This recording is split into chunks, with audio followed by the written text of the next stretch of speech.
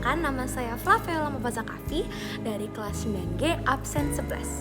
Pada kali ini saya akan menjelaskan mengenai teks ekspanasi. Untuk pengertiannya ada dua.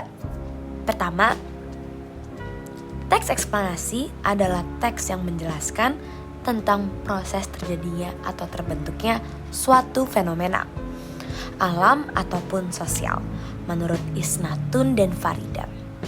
Kedua, teks eksplanasi merupakan teks yang menjelaskan proses dan alasan sesuatu di dunia terjadi, menurut Barwick.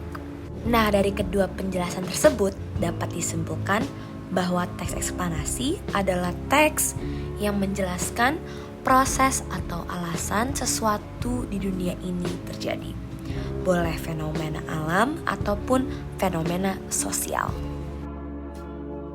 Berikutnya ada struktur. Pertama, pernyataan umum. Intinya pernyataan umum ini merupakan deskripsi tentang topik yang akan dijelaskan secara ringkas. Kemudian terdapat deretan penjelasan yang memuat penjabaran proses kenapa peristiwanya terjadi, serta menjawab pertanyaan bagaimana. Terakhir, penutup atau interpretasi, mengandung intisari atau kesimpulan dari kejadian atau fenomena yang sudah dibahas. Intinya penutup ini berisi kesimpulan dari apa yang sudah dijelaskan oleh pernyataan umum maupun deretan penjelasan. Ini merupakan contoh dari teks eksplanasi dengan judul Gempa Bumi. Bisa dilihat pernyataan umum merupakan penjelasan umum tentang hujan. Berikutnya diikuti oleh deretan penjelasan, paragraf-paragraf di mana menjelaskan lebih rinci lagi mengenai proses terjadinya hujan. Dan terakhir, penutup merupakan kesimpulan dan intisari dari proses yang sudah dijelaskan oleh deretan penjelasan. Berikutnya, ciri-ciri teks eksplanasi.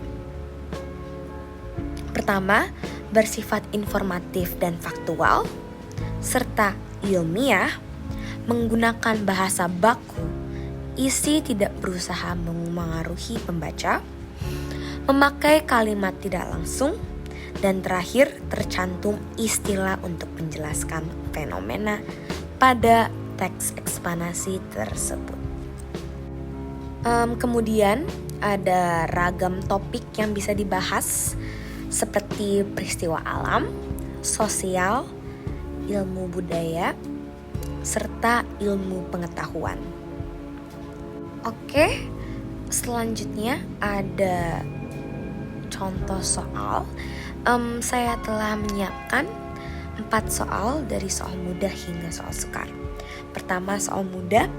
Apa manfaat utama yang terkandung dalam buah pisang berdasarkan teks di atas? Nah, jika dibaca dari teks tersebut, jawabannya tentu B, membantu menjaga tekanan darah normal. Terdapat pada kalimat pisang mengandung potasium yang dapat membantu menjaga tekanan darah agar tetap normal. Berikutnya, soal sedang.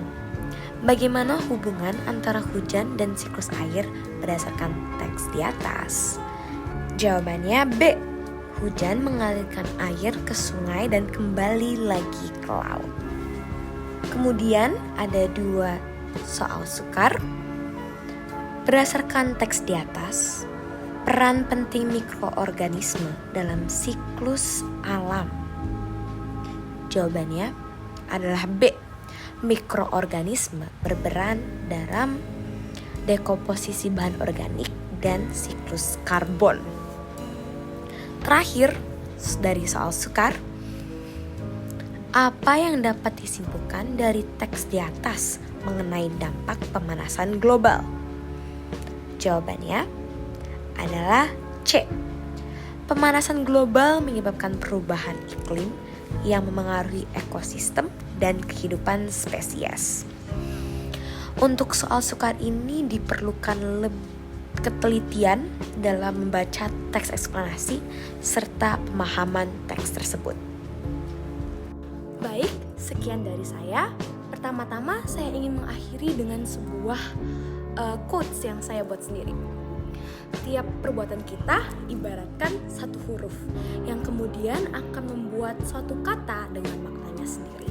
Terima kasih semuanya, mohon maaf bila ada kesalahan yang disengaja ataupun tidak.